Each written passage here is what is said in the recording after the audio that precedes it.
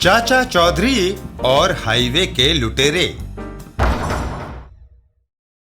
एक दिन एक हाईवे पर 3 बदमाश। लूट मार करने के लिए ये हाईवे अच्छा है, आसपास पुलिस नहीं है। लेकिन गशीबन, तेज रफ्तार जाती हुई गाड़ियों को हम रोकेंगे कैसे? उन्हें रोकना मेरा काम है। तुम्हारे गिरोह में मिलने से पहले मैं बम्बई फिल्म स्टूडियो में मेकअप मैन था। वह हुनर यहाँ काम आएगा। इतना कहकर वह अपने झोले में से एक रंग का डिब्बा निकालता है। यह लाल रंग मैं अपने ऊपर डाल लेता हूँ। दूर से देखने पर ये खून लगेगा। वाह पादबन, मानना पड़ेगा कि तुम्हारा मेकअप करने का आर्ट तारीफ के काबिल है। मैं सड़क पर लेट जाता हूँ। और वह सड़क पर लेट जाता है। आने वाला समझेगा कि कोई गाड़ी मुझे टक्कर मार कर चली गई है। मोटप्पन, मुझे दूर से एक कार आती दिखाई दे रही है, हमें छुप जाना चाहिए। इधर कार में नीलम, शहर के 5 स्टार होटल में हमारा कमरा बुक है। हम 1 सप्ताह निश्चिंत होकर छुट्टियां मनाएंगे। तभी उनकी नजर सड़क पर पड़े हुए बदमाश पर जाती है। दीपक, सामने देखो। लगता है हाईवे पर कोई ट्रक उस बेचारे को कुचल गया है। मैं कार रोकता हूँ। वह कार को रोकता है और बदमाश की तरफ बढ़ता है। हमें इसे उठाकर अस्पताल ले जाना चाहिए, शायद इसकी जान बच जाए। तभी आप यह तकलीफ ना करें। और तुम तो बिल्कुल ठीक ठाक हो। तुम सारा कैश और जेवरात इधर दे दो, नहीं तो वो चीजें हम तुम्हें मारने के बाद ले लेंगे। वह आदमी अपना पर्स बदमाशों के हवाले कर देता है। यह रहा मेरा पर्स। मैंने अपने सारे जेवर उतार दिए हैं, अब हमें छोड़ दो। गशीबन, इनके टायरों की हवा निकाल दो, कहीं यह जाकर पुलिस को इत्तला ना दे दे। वह दंपत्ति अपनी कार को धकेलते हुए वहां से चल देते हैं। हा हा हा हा। जब तक वह कार को धकेलते हुए शहर पहुंचेंगे, हम अपना काम खत्म करके रफू चक्कर हो जाएंगे। थोड़ी देर बाद, अशोक, स्कूटर की रफ्तार धीरे करो, कहीं एक्सीडेंट ना हो जाए।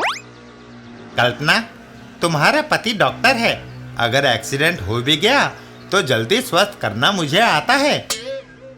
तुम बेफिक्र होकर बैठो, मुझे शहर जाकर अस्पताल में ड्यूटी ज्वाइन करनी है। अच्छा, सामने देखकर स्कूटर ड्राइव करिए डॉक्टर साहब। डॉक्टर साहब अपने स्कूटर को ब्रेक लगाते हैं। बाप रे कल्पना, अगर तुम सचेत ना करती तो मेरा स्कूटर उस पर चढ़ गया होता। वह स्कूटर से उतरकर घायल की ओर बढ़ता है। इस जख्मी आदमी में कुछ सांसें बाकी हैं। तभी, दवाइयों की जरूरत नहीं, तुम सिर्फ अपनी जेबें ढीली करो। हैं? मैं उतना ही भला चंगा हूँ जितने के तुम। धोखा। अगर जान की खैर चाहते हो तो जो कुछ तुम्हारे पास है हमारे हवाले कर दो। यह मेरी महीने भर की तनख्वाह है। यह मेरे जेवर हैं। पातबन, टायरों की हवा निकाल दो। पातबन टायरों की हवा निकाल देता है।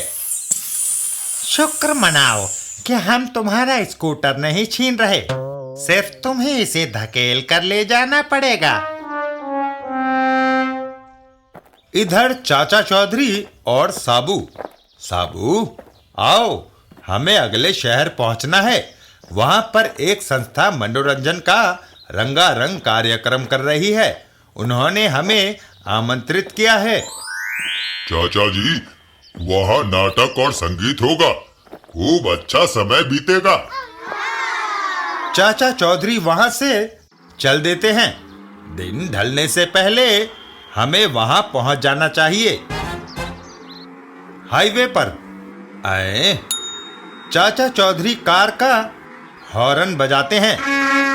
अचानक बाप रे, तुम तो कार मेरे ऊपर ही चढ़ाने लगे थे। मैंने तो कई बार हॉर्न बजाया था। हा, हा, हा, हा, हा, हा।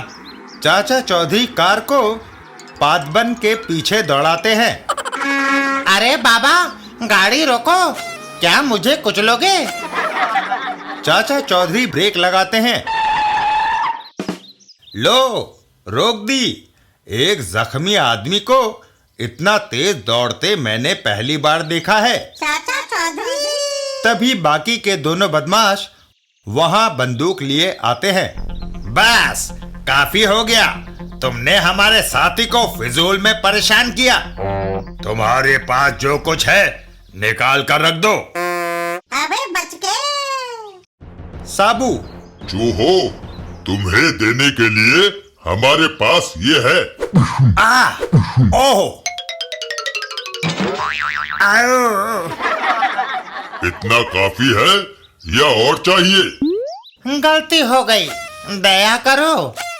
ठीक है, जाओ, तुम्हें छोड़ दिया। चाचा चौधरी अपनी कार की ओर बढ़ते हैं। अरे, अब मेरे पीछे क्यों आ रहे हो? मैं पशु पेश में हूँ।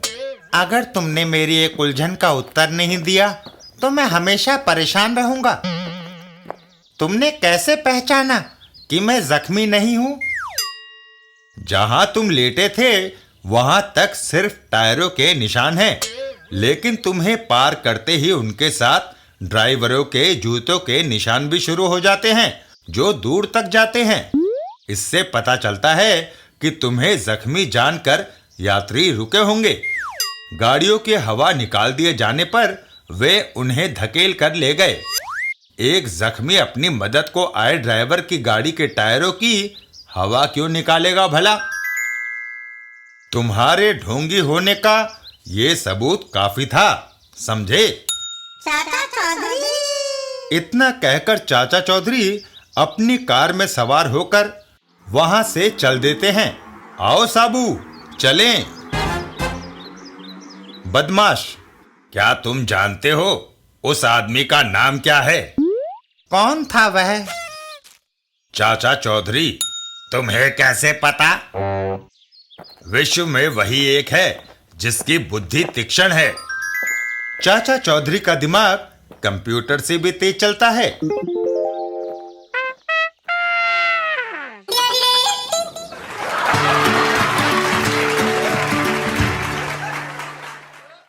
चाचा चौधरी और मौसम की आंख मिचोली। एक दिन चाचा चौधरी और साबू। चाचा जी, देखिए कुदरत का चमत्कार। थोड़ी देर पहले घने बादल छाए थे और सूरज निकलते ही गर्मी हो गई। साबू, बेईमान आदमी की तरह मौसम का भी कोई भरोसा नहीं।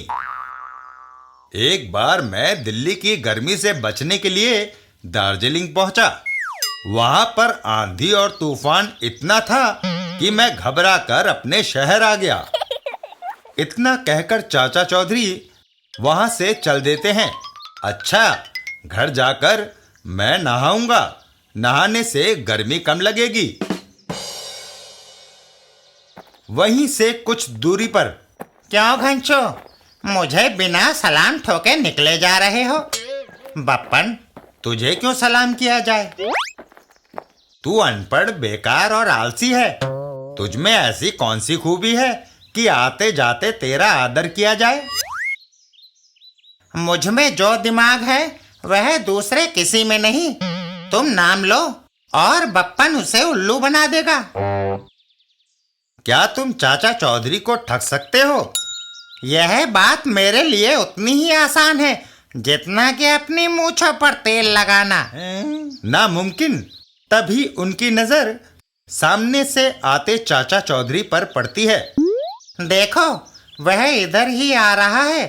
तुम 1 घंटे बाद आना और देखना, अगर चाचा चौधरी बिना कपड़ों के मेरे घर से ना निकला तो मैं तुम्हें 100 रुपया दूंगा। नहीं तो इतना पैसा तुम मुझे देना। मैं चालाकी से उसके सारे कपड़े उतरवा लूंगा। ठीक है। चाचा चौधरी और बप्पन। चाचा जी आइए, बैठिए। अबे बच गए। नहीं बप्पन, गर्मी बहुत है, घर जाकर नहाऊंगा। मैं आपको शरबत पिलाऊंगा, उससे शरीर में ठंडक पहुंचेगी। ठीक है। चाचा चौधरी घर के अंदर। आप कमरे में बैठो, मैं अभी शरबत लाता हूँ। चाचा चौधरी के कमरे के अंदर जाते ही बप्पन बाहर से कुंडी लगा देता है। वह अंदर गया, बाहर से दरवाजा बंद कर दिया जाए। कमरे के अंदर जो हीटर रखा है उसका स्विच बाहर है, उसे चला देता हूँ। अबे क्या करता है? गर्मी का मौसम, ऊपर से हीटर का ताप। चौधरी घबराकर सारे कपड़े उतार देगा। तभी अचानक ओह, बिजली कड़की, ओलों की वर्षा, मौसम अचानक बदला। चाचा चौधरी हीटर का ताप बढ़ा देते हैं। ओलों से ठंड हो गई है। शुक्र है हीटर से कुछ गर्माहट आई। मैं ताप के वॉल्यूम को तेज कर देता हूँ। 1 घंटे बाद इस ठंडे मौसम में बाहर निकलना तो नहीं चाहता था, पर बप्पन से शर्त जो लगी है। इधर चाचा चौधरी ठंड के कारण कपकपी आने लगी।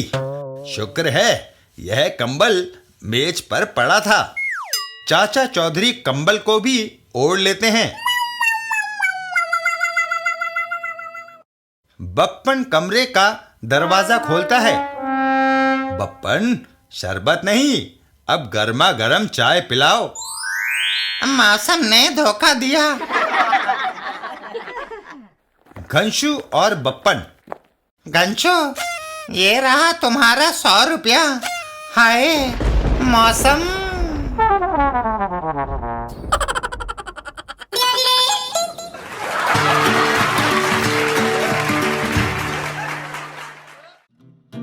चाचा चौधरी का भाग्यफल। एक दिन चाचा चौधरी एक ज्योतिषी के पास। भविष्य फल ₹5। तुम जहां जाओगे वहां दुर्घटना होगी। तभी एक बैल आकर ज्योतिषी को हवा में उछाल देता है। आओ। चाचा चौधरी, तुम्हारी भविष्यवाणी सच्ची निकली। कैसे? तुमने कहा था कि मैं जहां कहीं जाऊंगा वहां दुर्घटना होगी। हाय, मुझे अपनी ही भविष्यवाणी समझने में देर लगी। यह लो अपनी फीस। नहीं बाबा, तुम यहां से जल्दी जाओ, वरना कोई और मुसीबत ना आ जाए। चाचा चौधरी वहां से चल देते हैं। ऐसा ही सही। थोड़ा आगे जाने पर, चाचा चौधरी, मेरे अजीज दोस्त, मुझसे मिले बिना ही निकले जा रहे हो। करीम भाई, मैं तुम्हारी भलाई चाहता हूं, इसलिए तुम्हारे पास नहीं आ रहा। मैं जहां जाऊंगा वहां दुर्घटना होगी। चौधरी, अब मजाक करने की तुम्हारी पुरानी आदत नहीं गई। भला यारों के कारण भी दुर्घटना होती है। करीम भाई चाचा चौधरी का हाथ पकड़कर अपने घर की ओर चल देते हैं। मैं जब कभी तुम्हारे यहाँ जाता हूँ तुम मुझे लजीज खाना खिलाए बगैर नहीं आने देते। आज मैं तुम्हें नाश्ता कराए बगैर नहीं जाने दूंगा। घर के अंदर। मुई बिल्ली दूध पी गई। मैं तुम्हें ऐसा सबक सिखाऊंगी कि फिर कभी तू इधर नहीं आएगी। इतना कहकर वह बेलन बिल्ली पर दे मारती है, जो सीधा जाकर उसके पति के सर से टकराता है। आओ। दोस्त, अब तो यकीन आ गया कि मैंने जो कहा था वह सच था। इतना कहकर चाचा चौधरी वहां से चल देते हैं। आज का दिन गुजर जाने दो, फिर मैं तुम्हारे घर आऊंगा। एक जगह पर। तुम मुझे क्यों मारना चाहते हो? मैं हर रोज एक खून करता हूँ। आज तुम हाथ लग गई, इसलिए तुम मरोगी। ठहरो, तुम्हें एक व्यक्ति का कत्ल करना है। उस महिला की जगह मैं मरने को तैयार हूं। वह बदमाश उस वृद्ध औरत को आजाद कर देता है। जाओ, तुम्हारी जिंदगी के कुछ और दिन बाकी हैं। मौज करो, मुझे दूसरा शिकार मिल गया है। मुझे रस्सी से बांधने की जरूरत नहीं, मैं खुद ही मरने आया हूं। ठीक है। इतना कहकर वह बदमाश अपनी तलवार वार करने के लिए उठाता है। तभी पेड़ के ऊपर से एक नारियल टूटकर उस बदमाश के सर पर आ गिरता है। आह! उसी वक्त पुलिस वहां आती है। इस भागे हुए मुजरिम की हम तलाश में थे, मगर चाचा चौधरी आप कहां चले? इंस्पेक्टर साहब, मैं आपकी भलाई के लिए ही यहाँ से जा रहा हूँ। चाचा चौधरी।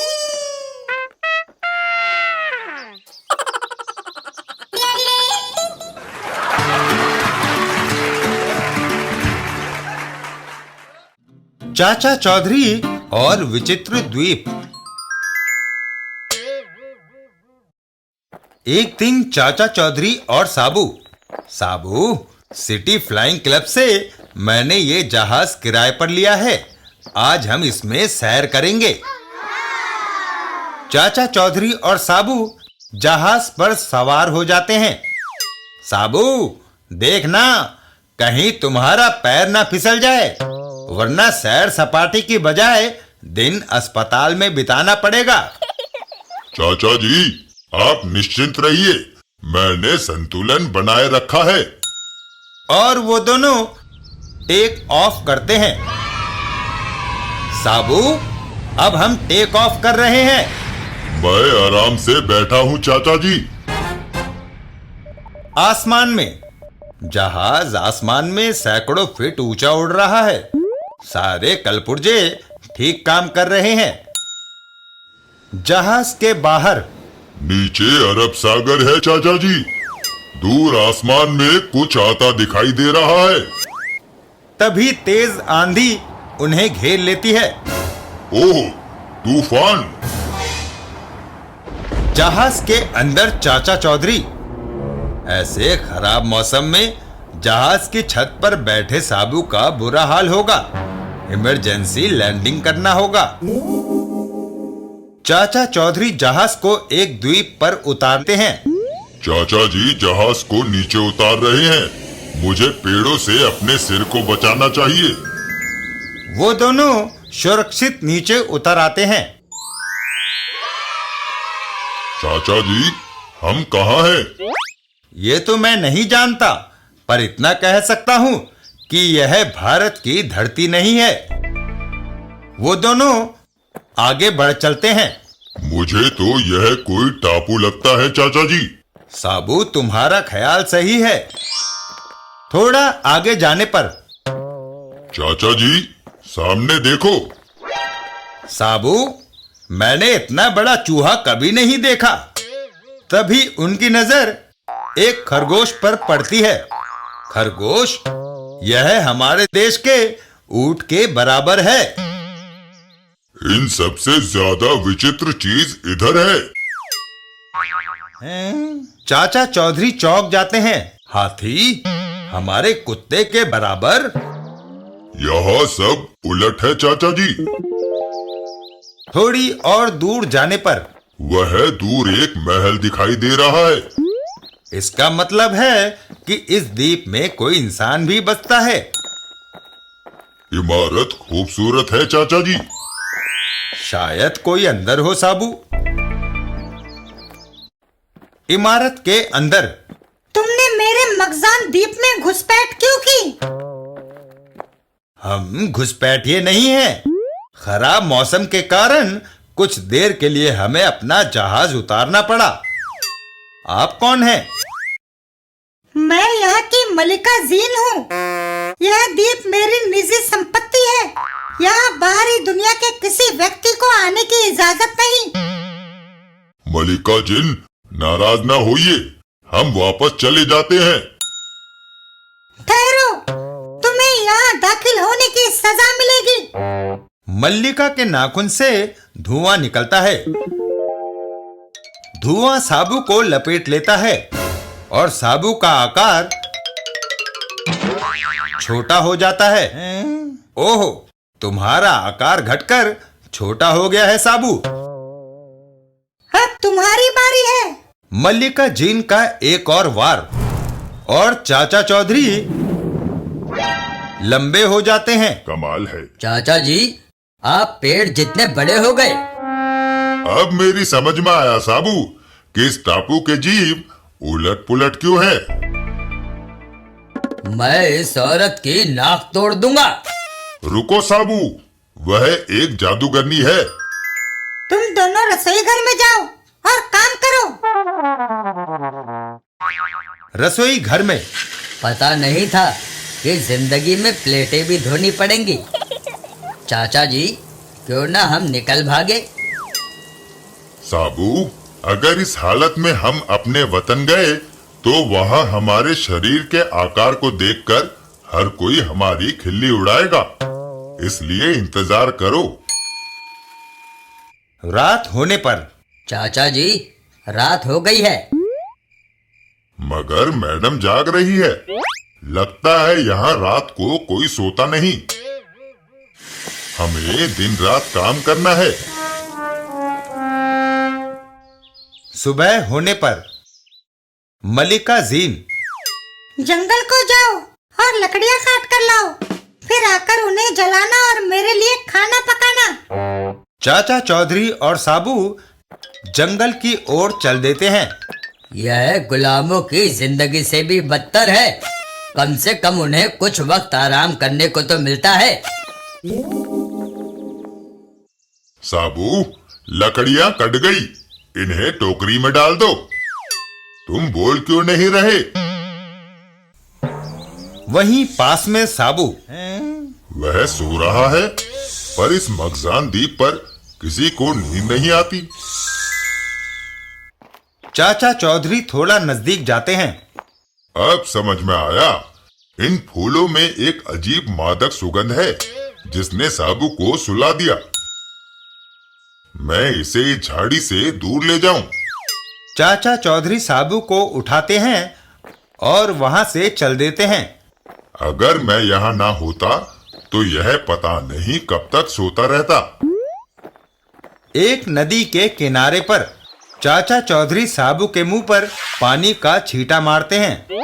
अगर सोता रहेगा तो लकड़ियाँ इकट्ठी कौन करेगा? ओह, पता नहीं मुझे कैसे नींद आ गई चाचा जी। याद है कि मैं उन खूबसूरत और सुगंधित फूलों में से एक तोड़ने गया था। साबू, तुम्हें पता नहीं कि अनजाने में तुमने एक महत्वपूर्ण खोज की है जो शायद हमारी आजादी का कारण बने। चाचा चौधरी पगड़ी से नाक को ढककर वह फूल तोड़ने लगते हैं। यह फूल मलिका जीन को भी सुला सकते हैं। उस निर्दयी जादूगरनी के लिए एक गुलदस्ता बनाया जाए। गुलदस्ता लेकर चाचा चौधरी वापस चल देते हैं। चाचा जी, यह पहेली मेरी समझ में नहीं आ रही। वक्त आने पर सब समझ जाओगे। आओ, महल को वापस चलें। मलिका जीन के महल में लकड़ियाँ लाने में इतनी देर? इससे पहले कि मैं तुम्हें सजा दूं, विलंब से आने का कारण बताओ। मलिका, हम तुम्हें पेश करने के लिए खूबसूरत फूलों का गुलदस्ता बना रहे थे। तुमने अपना मुंह क्यों छुपा रखा है? मलिका, मुझे जुकाम है। यह छुआछूत की बीमारी है। करीब आने से कहीं आपको ना लग जाए। मलिका जीन गुलदस्ता लेकर सूंघती है।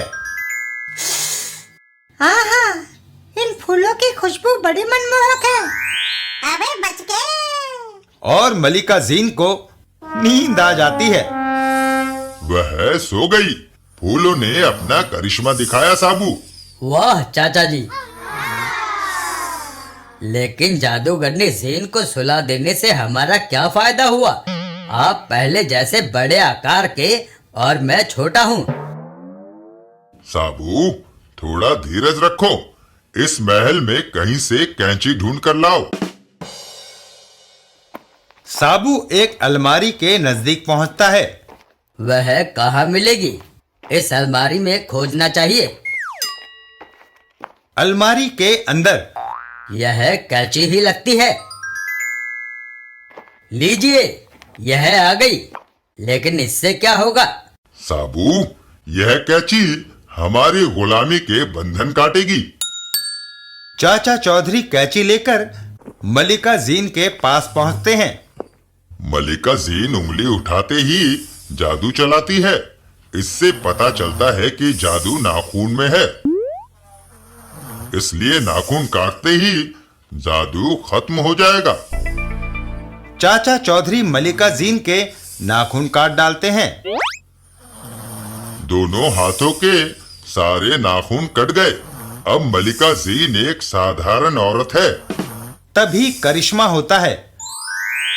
जादू खत्म होते ही मैं अपने असली आकार में आ गया चाचा जी। और मैं भी, वरना इस महंगाई में मैं जब कभी नए कपड़े सिलाता तो बड़ा खर्चा आता साबू।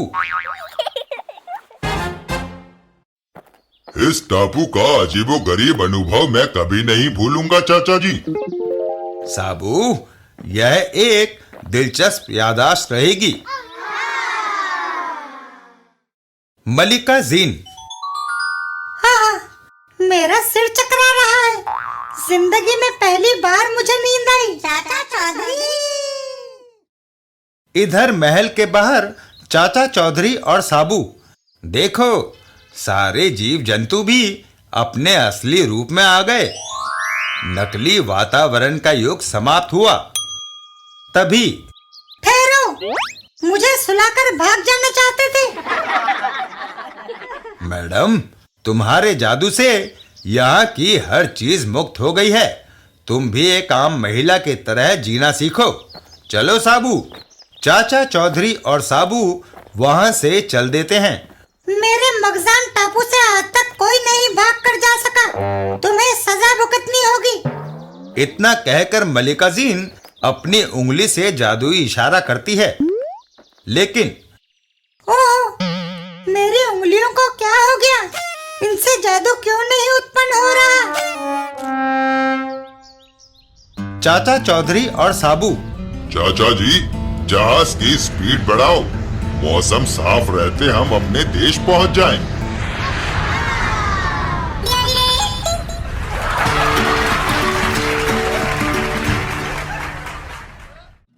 चाचा चौधरी और खेल खिलाड़ी। एक दिन खेल के मैदान में। मंगर, इस बार मैं सेंचुरी बनाने जा रहा हूँ या फिर शून्य। यह गई मेरी स्पिन बॉल।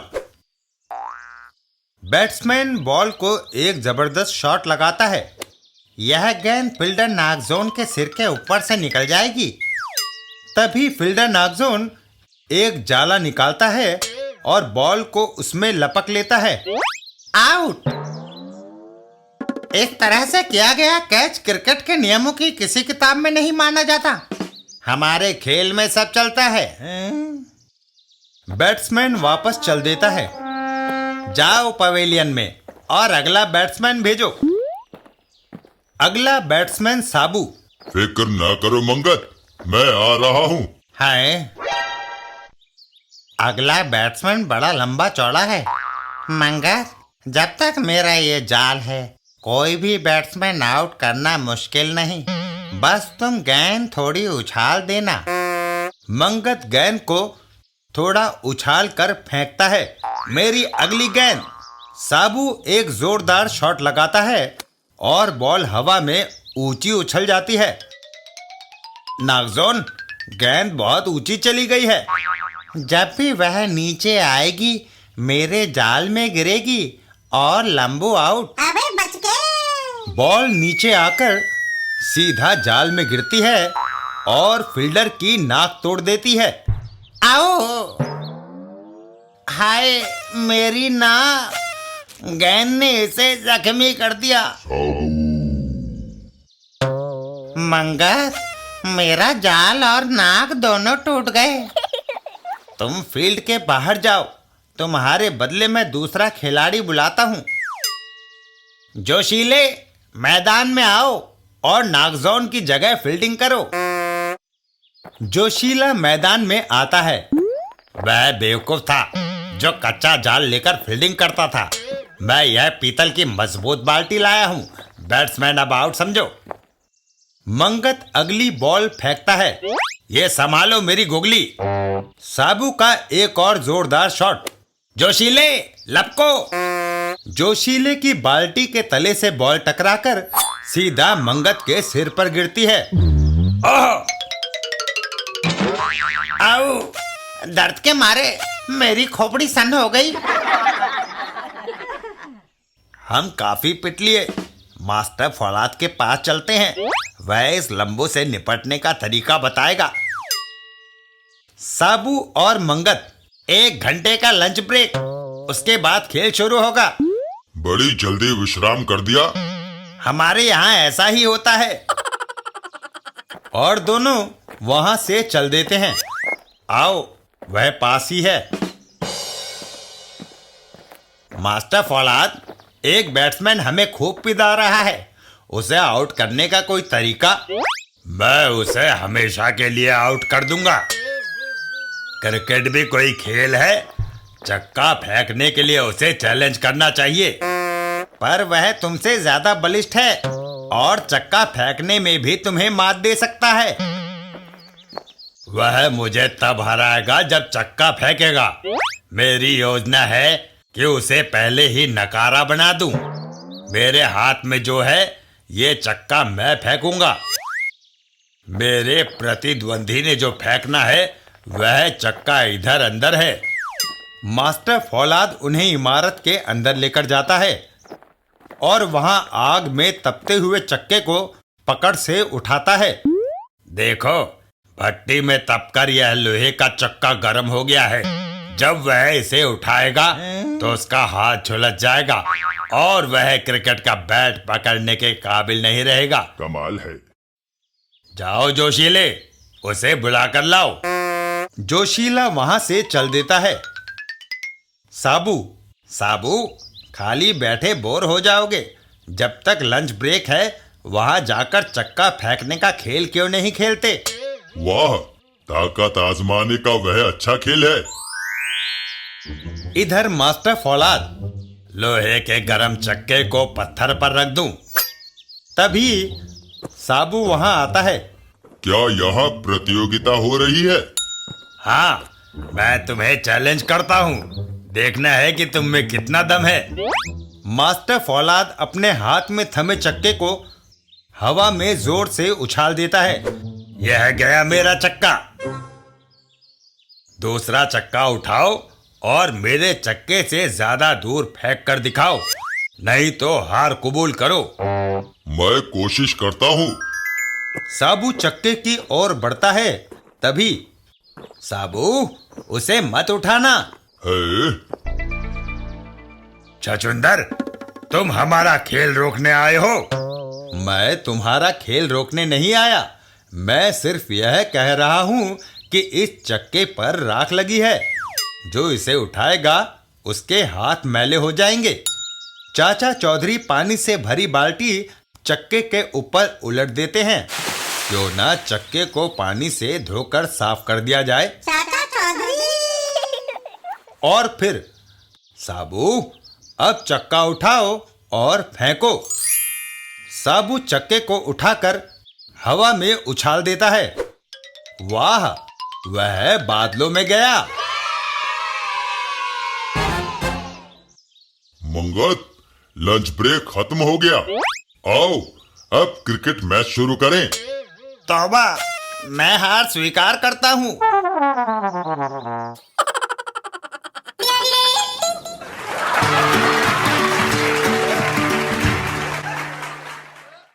चाचा चौधरी और पत्नी के लिए साड़ी। एक दिन चाचा चौधरी के घर पर। आओ खुशी राम, कैसे आना हुआ? चौधरी जी, मेरे बेटे की शादी है। आप पति पत्नी को बारात में शामिल होने का निमंत्रण देने आया हूँ। सिर्फ पति पत्नी? अरे भाई, हमारे परिवार का एक और भी सदस्य है। जो बाहर बैठा है? हाँ। अगर मैं इसे ले गया तो सारी बारात भूखी वापस लौट आएगी। सबका खाना यह चट कर जाएगा। इतना कहकर खुशी राम वहां से चल देता है। अच्छा, चलता हूँ। ठीक समय पर पहुंच जाइएगा। चाचा चौधरी और चाची, भगवान, शादी में जाने के लिए तैयारी कर लो। मैं यह फटी पुरानी साड़ी पहनकर वहाँ नहीं जाऊंगी। तुमने कभी मुझे कोई साड़ी लेकर नहीं दी। चाची,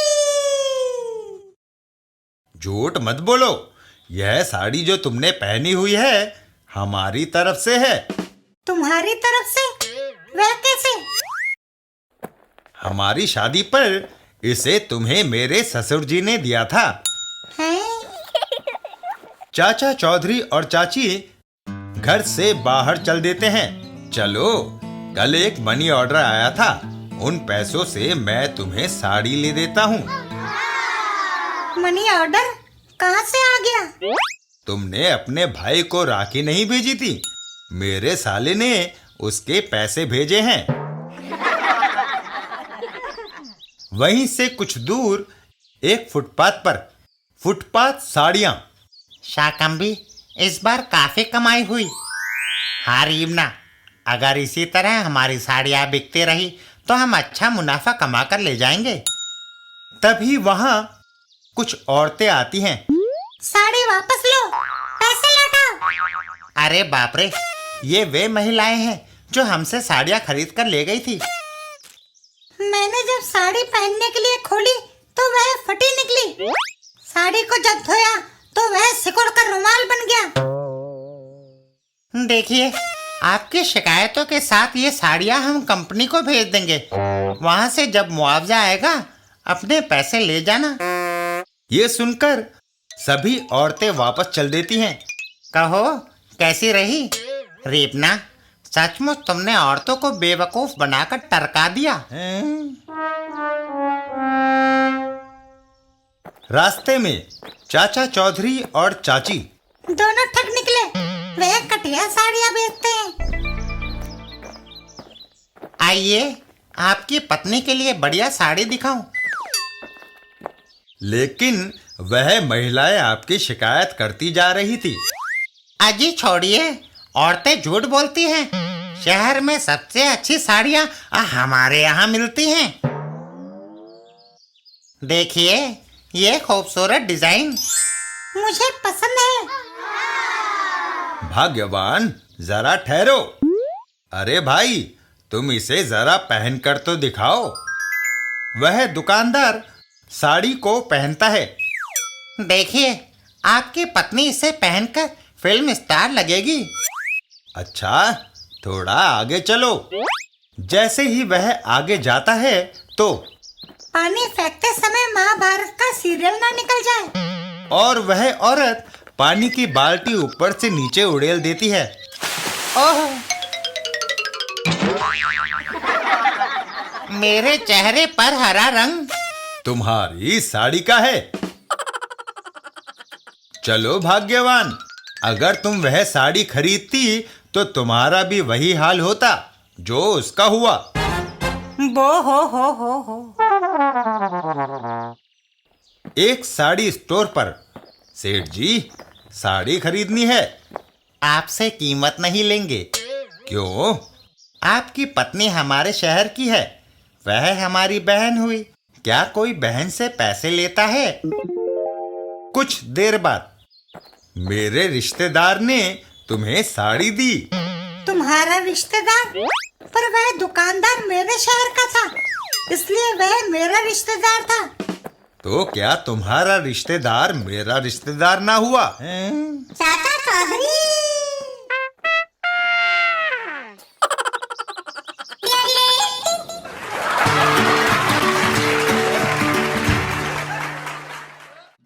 चाचा चौधरी और अंडा चोर।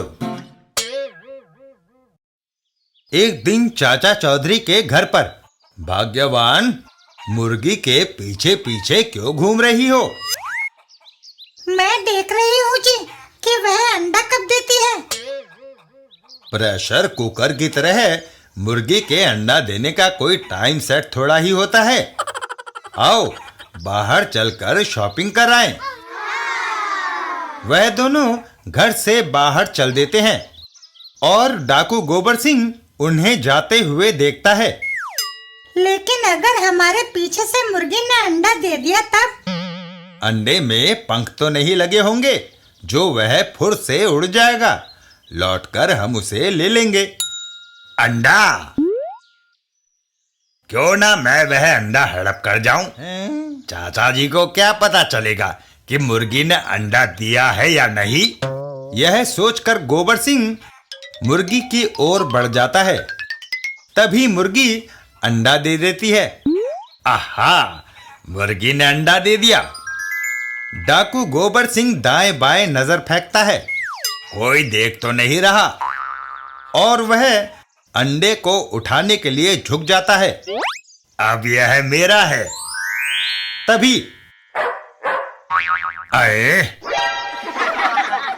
और फिर डाकू गोबर सिंह आगे आगे और रॉकेट उसके पीछे पीछे। बाप रे, भागो!